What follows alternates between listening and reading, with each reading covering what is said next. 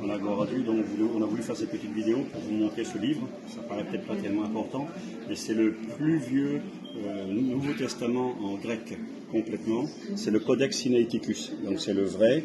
C'est avec ce livre-là qu'on a nos Bibles.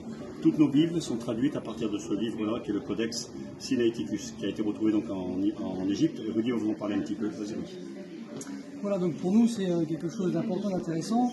Comme dans nos réunions par exemple, on dit le texte littéral dit cela. En fait, le texte littéral c'est ça. Donc nos Bibles que nous avons en français ou en anglais ou ce que vous voulez, sont faites à partir de ce qu'on appelle les textes originaux. Et le Sinaiticus est l'un des documents principaux qui font partie des textes originaux. Donc il a été découvert au Sinaiticus, enfin, au mont Sinaï, dans le couvent Sainte-Catherine par Dürseldorf. Donc on appelle ça le Codex Sinaiticus.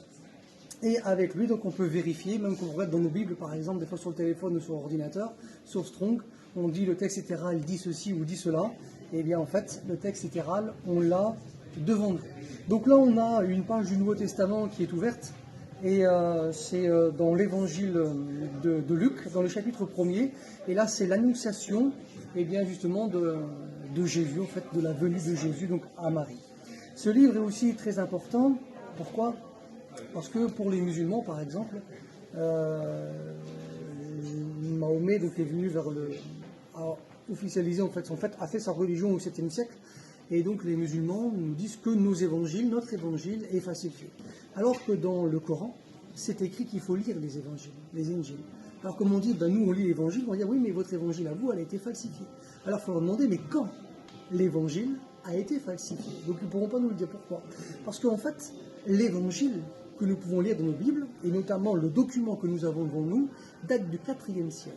Ce qui veut dire qu'il date de 300 ans avant Mahomet. Et comme Mahomet disait de lire les évangiles, en fait, l'évangile que lui pouvait lire ou il conseillait de lire, c'était ça. Et aujourd'hui, vu qu'on a encore les documents originaux, eh bien on peut leur dire, nos textes sont avant votre religion. Vous datent du 7e siècle, mais là ils datent du 4e siècle. Donc 300 ans avant vous, eh bien on peut encore lire les évangiles. Donc nos évangiles n'ont pas été falsifiés. Et ce qui est intéressant, c'est que nous pouvons lire l'évangile dans nos Bibles, et on peut comparer avec les textes littéraux, eh bien on peut se rendre compte que nos Bibles, ce n'est pas des Bibles falsifiées, mais ils sont authentiques. Donc là, on a quelque chose qui est un trésor pour chacun d'entre nous, parce que là, on peut dire que la Bible, c'est authentique, c'est vrai. On a les documents, eh bien, originaux du 4e siècle. Voilà, que Dieu vous bénisse. 1700, 1800 ans, ce livre qui est devant nous. Donc c'est vraiment quelque chose qui, pour nous, est important. Merci au Seigneur qui veille sur sa parole. Que Dieu vous bénisse.